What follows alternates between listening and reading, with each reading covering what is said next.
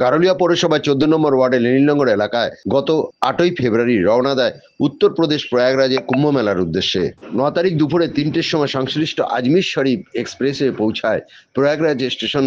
সেখান থেকে ট্রেন থেকে 7 জন ব্যক্তি নামলেও একজনের কোনো হদিশ পাওয়া যায়নি। গারুলিয়া লেনিননগর এলাকার বাসিন্দা সন্ধ্যা পাল নিখোঁজ হয়ে যাওয়ার দুশ্চিন্তায় পড়েন সন্ধ্যা পালের সাথে যাওয়া তার স্বামী এবং অন্যান্য সদস্যরা।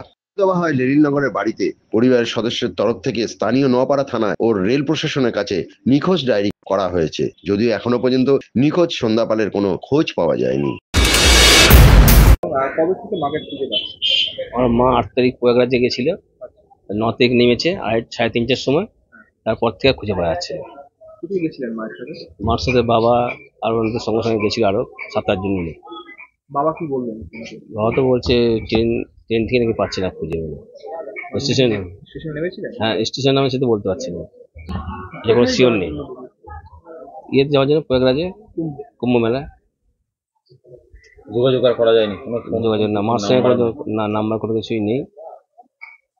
কি এখন কি চাইছেন, মানে কিভাবে সামাল দেবেন বিষয়টা, কোথায় কোথায় গেছেন? আমরা তো গেছিলাম, হ্যাঁ ব্যবস্থা তো আমরা গেছিলাম হাওড়া স্টেশনে গেছিলাম, ওখানে সব জিআরপি আরপিএফ সব করে এসেছি রিপোর্ট।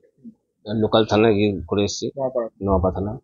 তারপর আরও চিতপুরে গেছিলাম, চিতপুরে ওখানে গিয়ে ডেলিভারি করে এসেছি, ফটো দিয়ে এসেছি, চিকেন ফিঙ্গার দিয়ে এসেছি।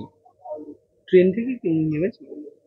এটা তো অ্যাকচুয়ালি বলতে পারবো না, শিওর কি বলতে পারছি না। আমরা তো এখানে রয়েছি, এখন ওখানে যারা বলছে এরকম খবর দিচ্ছে সেরকমই আমরা বলছি। তারা কি বলছেন? তারা বলছে ট্রেন থেকে তো পিছনে ছিল, এখন নেমেছে কিনা বলতে পারছি না। কোন ট্রেনে গেছিল? ওরা গেছিল আজমির লোকাল, হাওড়া থেকে। হাওড়া থেকে। আচ্ছা, বুঝি। আর আপনারা যাচ্ছেন? আমরা আজকে রোহিত যাবো, যত ইচ্ছা আছে। সরকারের ব্যবস্থা হবে না? হ্যাঁ, ওখানে যেতে হবে, করতে হবে। ওখানে গিয়ে দেখি কি ব্যবস্থা নেওয়া যায়, সেই করতে হবে। আপনার নাম? এখন বিশ্বজিৎ পাল। আবার মায়ের নাম? সন্ধ্যা পাল।